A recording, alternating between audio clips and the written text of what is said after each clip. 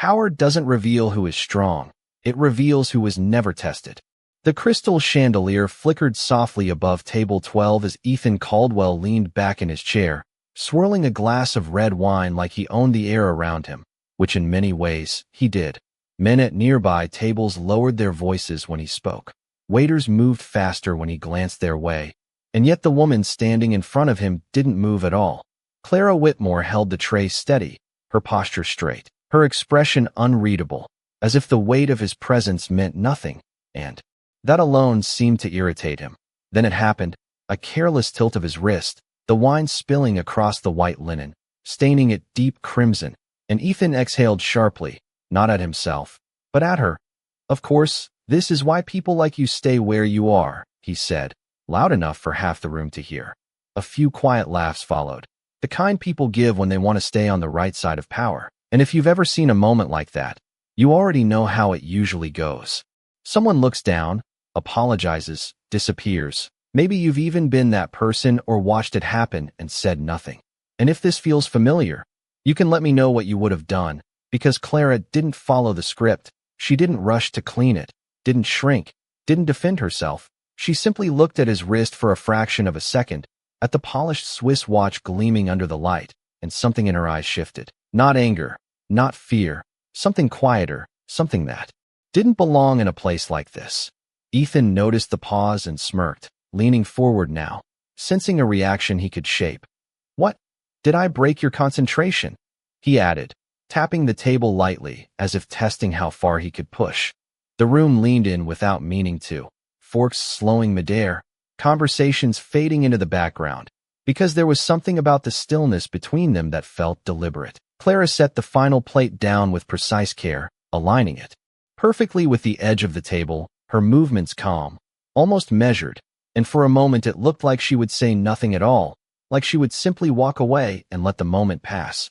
But instead, she spoke, soft enough that only those closest could hear it first. "Sir, your watch is 3 minutes behind." And it sounded almost polite, almost irrelevant, the kind of comment no one would remember, except Ethan's smile faltered, just slightly, because there was a tone in her voice that didn't match the words, and before anyone could dismiss it, Clara lifted her gaze to meet his, steady, unblinking, as if she had just said something far more important than anyone else in the room understood, and in that quiet space, something invisible began to shift. The air did not move, but something in Ethan Caldwell did. His fingers stilled against the stem of his glass, his eyes narrowing just enough to betray calculation, because 3 minutes was not a random number, it was precise, and precision was the one language he trusted above all others. Around them, the room began to breathe again, faint murmurs returning as people tried to make sense of what they had just heard, dismissing it as coincidence, a strange comment from a quiet waitress who had overstepped without realizing it. But Ethan did not dismiss it. He leaned back slowly, studying Clara now, really studying her, not the uniform, not the role, but the details, the way she stood without shifting her weight, the way her gaze did not drop, the way her voice had carried no hesitation. "Is that so?" he said, his tone lighter, almost amused, but there was an edge underneath, the kind that sharpened when he sensed a puzzle worth solving. Clara did not answer immediately, and that pause again, that deliberate silence, stretched just long enough to make him uncomfortable, just long enough to make him aware that for the first time in this room, he was not in control of the rhythm. She reached for a clean napkin instead, blotting the edge of the spill with careful, efficient movements, as if the moment had already passed for her, as if his reaction did not matter. Ethan watched her hands, steady, practiced, not the hands of someone easily shaken, and a memory flickered at the edge of his mind, something distant, a boardroom, a clock on the wall, a deal that had slipped through his fingers by minutes, just minutes, and the cost of that error had been more than money. It had been reputation, leverage, a rare misstep in a career built on control. He straightened slightly, the amusement fading, replaced by something quieter, sharper. "You seem very certain for someone serving tables," he said, and a few heads turned again, sensing the shift in tone, the subtle tightening of the space between them. Clara finished with the napkin and placed it neatly beside the plate, aligning it with the same precise care as before. then finally met his eyes again, calm, unwavering. Some things are easy to recognize once you have seen them. Before, she replied, and there was no challenge in her voice, no attempt to impress, just a statement, simple and complete. Ethan felt it then, not embarrassment, not yet, but curiosity laced with something else, something unfamiliar, because he had built his world on reading people within seconds, categorizing them, predicting them, controlling outcomes before they unfolded, and yet this woman, this waitress, did not fit any pattern he knew. He glanced briefly at the faces around him, the subtle attention, the quiet anticipation, and for the first time that evening, he became aware that the room was no longer entirely his, that whatever was happening here was no longer something he could steer with a joke or a gesture. He looked back at Clara, his voice lower now, more measured. "And where exactly would you have seen something like that?" he asked, and beneath the question was a demand, a test, the kind he had given countless times before, expecting people to stumble, to reveal too much or too little, to break under the weight of his scrutiny. But Clara did not rush to answer. She did not fill the silence he offered. She simply stood there, composed, as if she understood the test for what it was and had already chosen not to play by its rules. And in that stillness, the tension sharpened, thin and invisible, stretching between them as the room, once again, began to quiet, drawn back into the gravity of a moment no one could quite explain, but no one wanted to miss. There are people who speak to impress, and then there are those who speak because they already know the outcome. Clara Whitmore had learned the difference a long time ago, long before the uniform, long before the quiet routines of balancing trays and memorizing orders, back when rooms like this were not something she served, but something she studied. Ethan Caldwell watched her closely now, not with casual interest, but with the focus he reserved for negotiations worth millions, because something about her restraint felt deliberate, as if every pause, every word, every silence had been chosen with intention. Most people, when pressed, rushed to fill the space.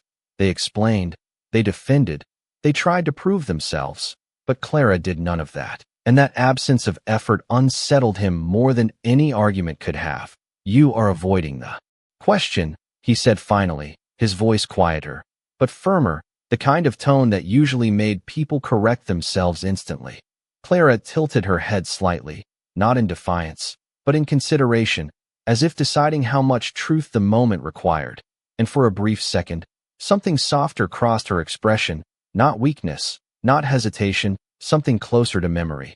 "I am answering it," she said, her voice even, "just not in the way you expect." Ethan felt a flicker of irritation, not because she was wrong, but because she was not playing by the rules he understood, and for a man who built his life on control, unpredictability was the only thing that ever felt like a threat. He glanced again at her hands, steady, precise, and then at her eyes, calm in a way that suggested she had already seen worse than this, and a thought formed, unwelcome but persistent, that whatever experience she carried did not come from this place.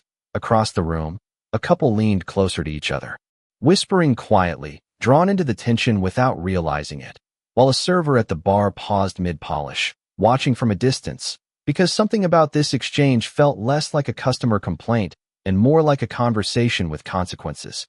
Ethan leaned forward slightly now, lowering his voice so only she could hear, shifting the dynamic from public performance to private challenge. "People do not just recognize mistakes like that," he said, "not without being part of the room where they happened."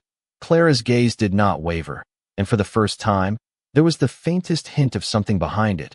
Not pride, not satisfaction, something quieter, something that did not need to be named. "That depends," she replied softly, "on whether you were paying attention to the people in the room or just the deal on the table." The words landed differently, not sharp, not aggressive, but precise in a way that made them impossible to ignore, and Ethan felt it again. That subtle shift beneath the surface, the sense that the roles in this interaction were not what they appeared to be. He searched her face now, not for answers, but for recognition, as if trying to place her in a memory that refused to fully form.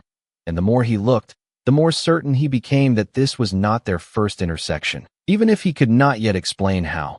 Clara straightened slightly, the moment stretching between them, and for a brief second, the room seemed to hold its breath again, waiting, because whatever came next no longer felt like an accident, it felt inevitable.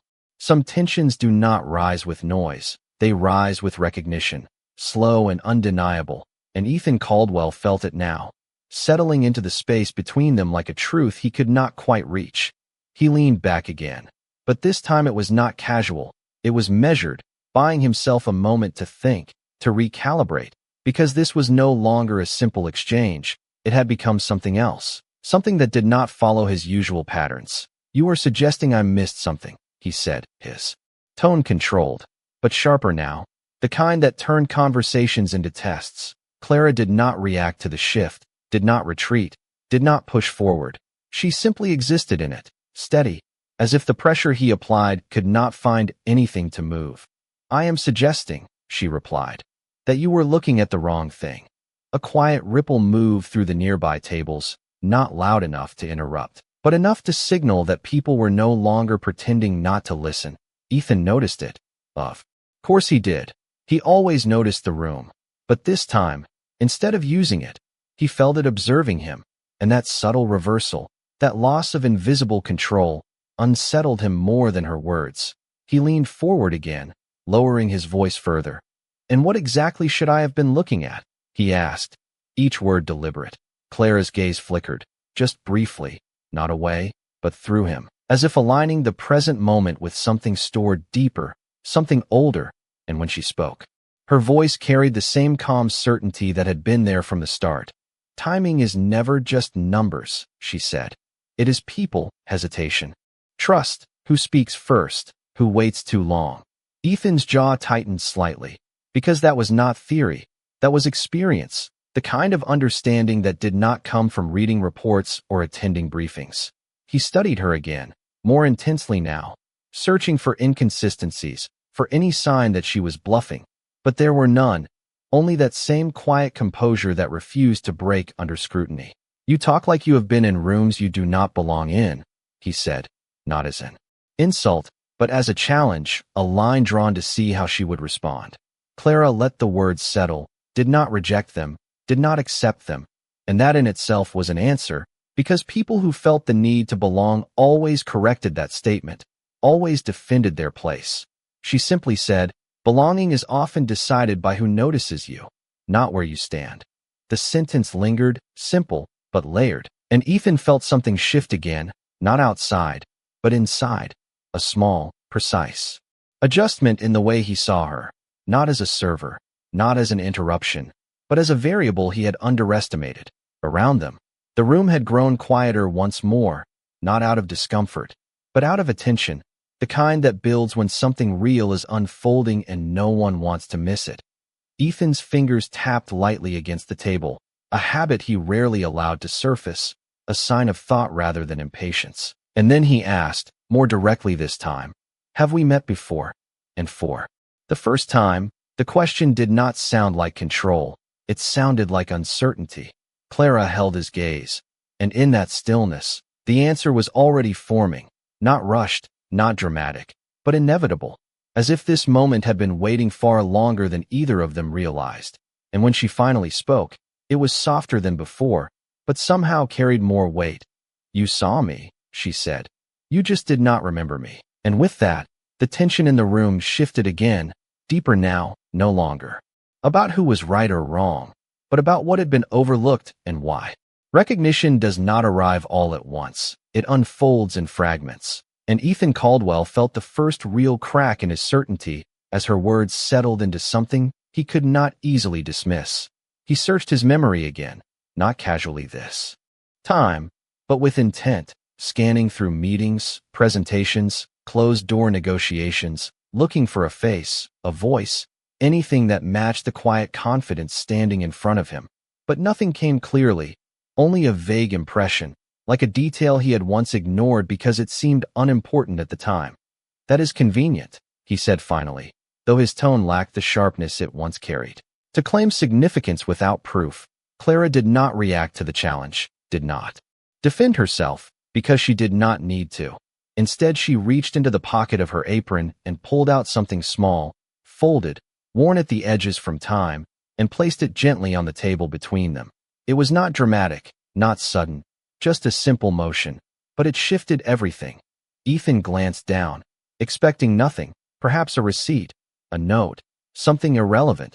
But when he opened it, the room seemed to narrow. It was a printed agenda, dated 2 years earlier, the header bearing the name of his company, the same Singapore investment summit he had just thought about, the one that had cost him more than he ever publicly admitted. His eyes moved quickly across the page, scanning, until they stopped on a section near the bottom, a list of junior analysts assigned to observe and document the negotiation flow, names he had never bothered to remember, names that had never mattered to him. And there it was, circled lightly in pen, almost as if someone had once needed to find it quickly. Clara Whitmore. He looked up immediately, the shift in his expression no longer subtle, because this was no longer theory, no longer coincidence. This was evidence, quiet but undeniable. You were there, he said, not as a question, but as a realization forming in real time.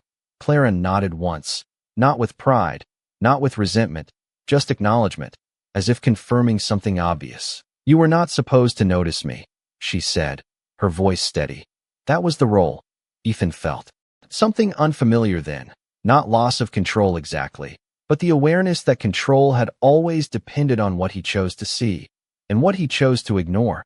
He looked back down at the paper, at the name he had never read, at the moment he had dismissed as minor, and suddenly the memory sharpened.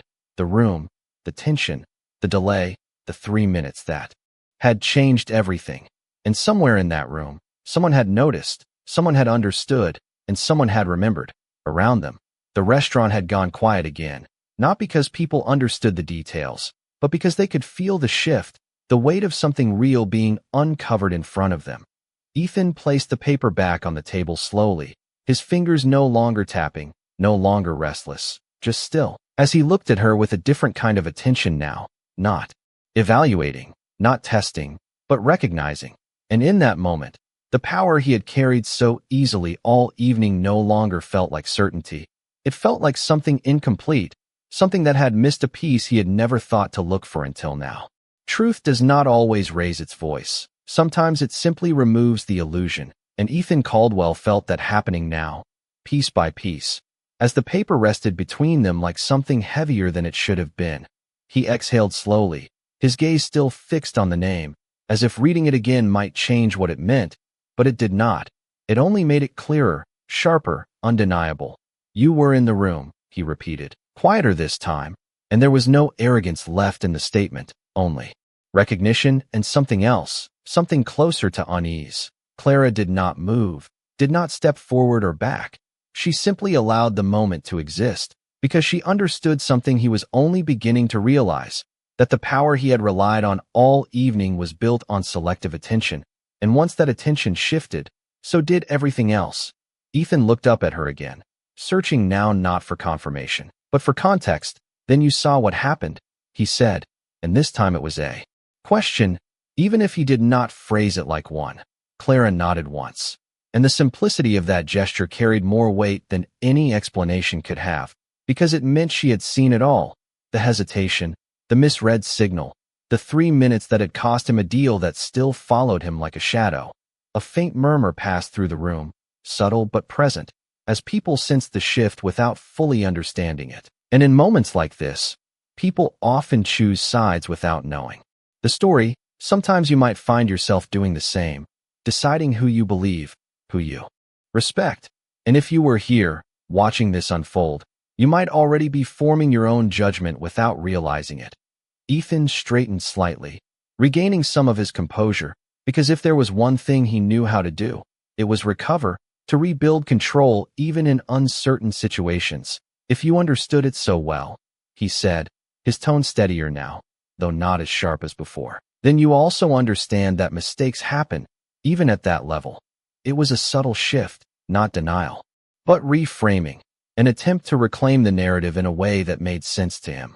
Clara listened, her expression unchanged, and when she responded, her voice remained calm, but there was something firmer underneath now, something that had not been there before. Mistakes do happen, she said, but patterns are not mistakes. The words landed differently, not as an accusation, but as a statement of fact, and Ethan felt it. That quiet pressure building again, because this was no longer about one moment, one deal, one miscalculation. It was about something broader, something that suggested a pattern he had never considered. He narrowed his eyes slightly, not in anger, but in focus. What pattern? He asked, and for the first time, the question carried genuine curiosity rather than control. Clara held his gaze, and the room seemed to still once more, drawn into the gravity of what was about to be said. Because whatever answer came next would not just explain the past, it would redefine the present.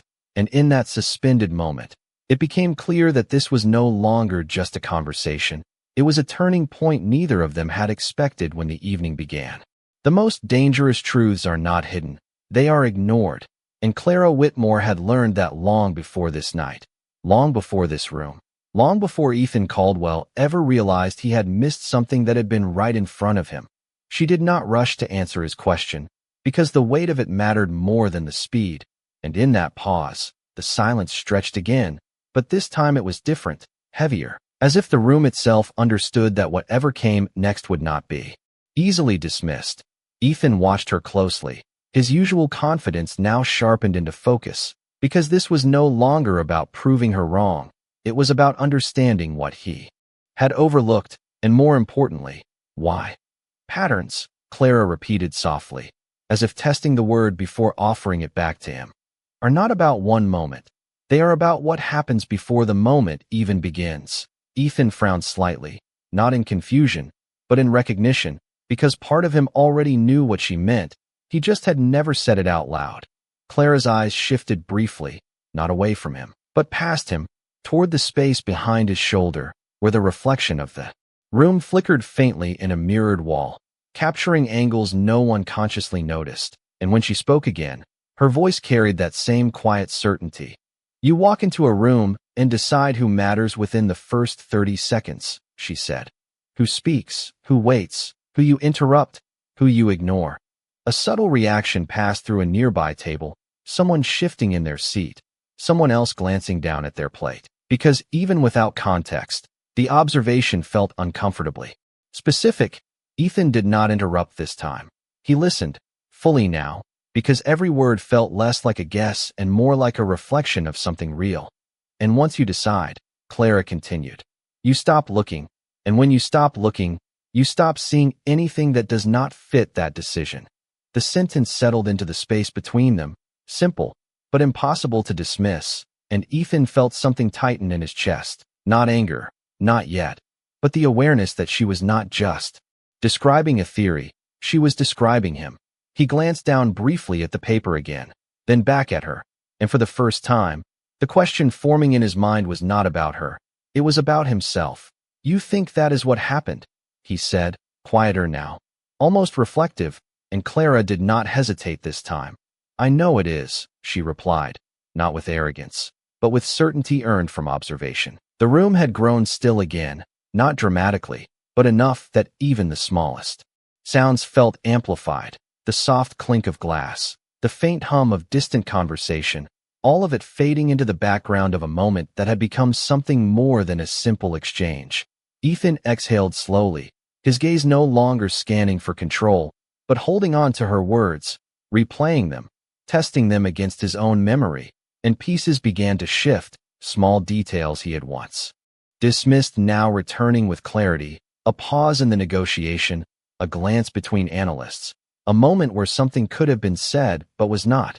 Clara watched him, not with satisfaction, but with a quiet understanding, because she knew this part, the moment when realization begins but has not yet fully formed, when the truth is close enough to feel but not yet clear enough to accept. And if you were standing in that room, watching this unfold, you might start to notice it too, the way one perspective can change everything.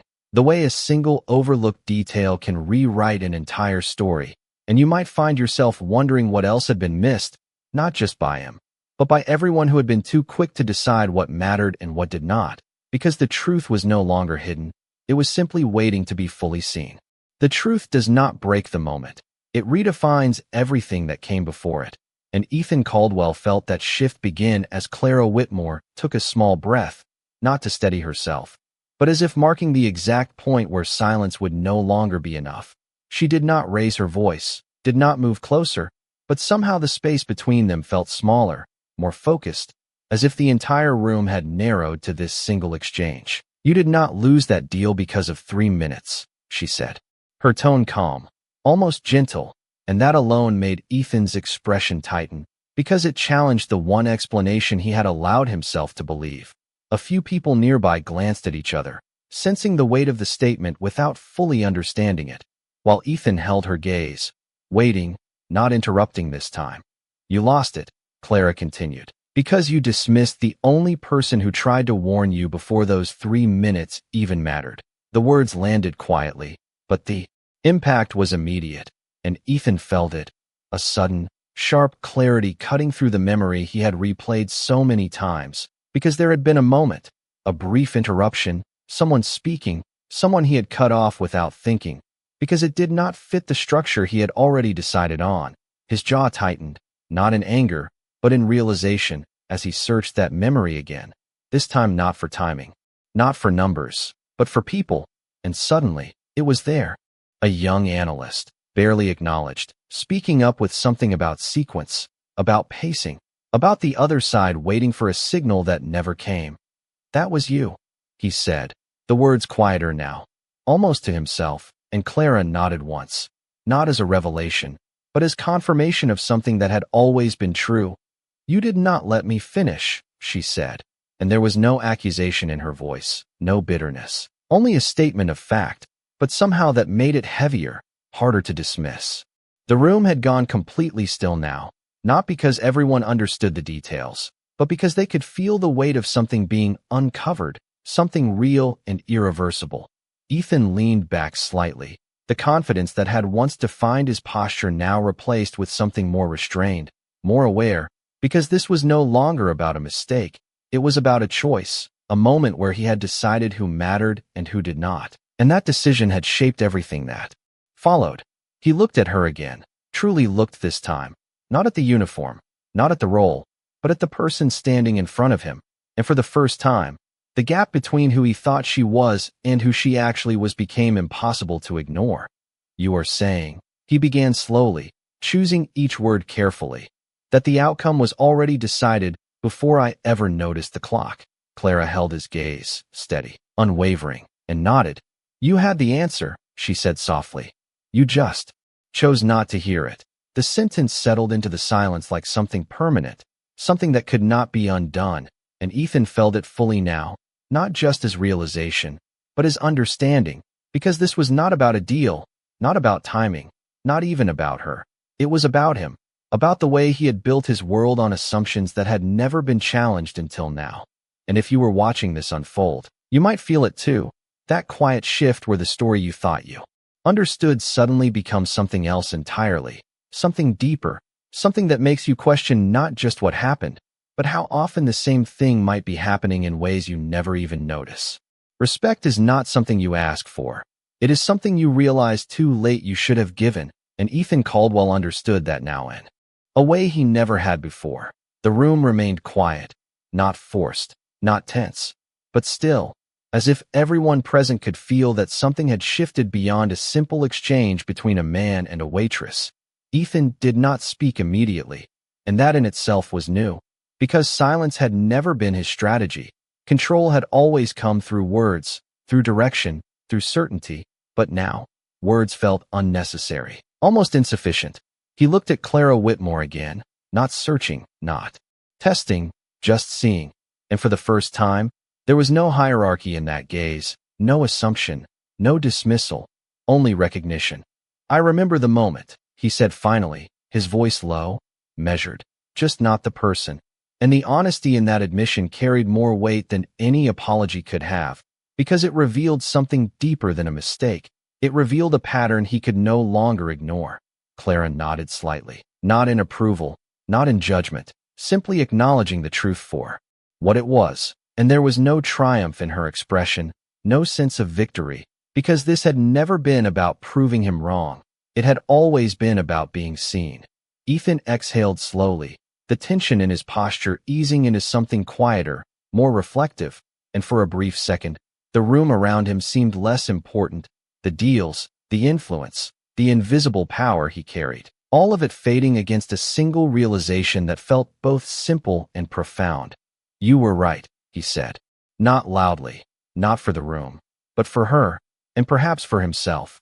And in that moment, the dynamic that had defined the evening dissolved completely. Clara did not respond with words. She did not need to, because the acknowledgement itself was enough, more than enough. And instead, she adjusted the edge of the table setting once more, the same precise motion she had made before, as if returning the world to its proper alignment. Ethan watched her for a moment longer, then reached for the folded paper, hesitated, and left it where it was, as if understanding that some things were not meant to be taken back, only remembered. Around them, the quiet began to lift, conversation slowly returning, the soft hum of the restaurant rebuilding itself. But something subtle had changed, not just in him, but in the way the room carried the moment forward. Clara turned to leave, her steps calm, unhurried, the same as they had always been. But now, every movement seemed to carry a different weight, not because she had changed, but because he had finally seen her. Ethan did not call after her, did not try to stop her, because for the first time, he understood that respect was not something you could demand in the moment. It was something you earned long before you ever needed it. He sat there quietly, the untouched glass in front of him, the reflection of the chandelier flickering faintly in its surface. And in that reflection, he saw something unfamiliar, not weakness, not loss, but awareness, the kind that does not come from success, but from being forced to confront what you have overlooked. And somewhere between the silence that had passed and the quiet that followed, a simple truth settled into place, one that did not need to be spoken aloud to be understood, that the most important voices in any room are often the ones you choose not to hear until it is too late, to pretend they were never there.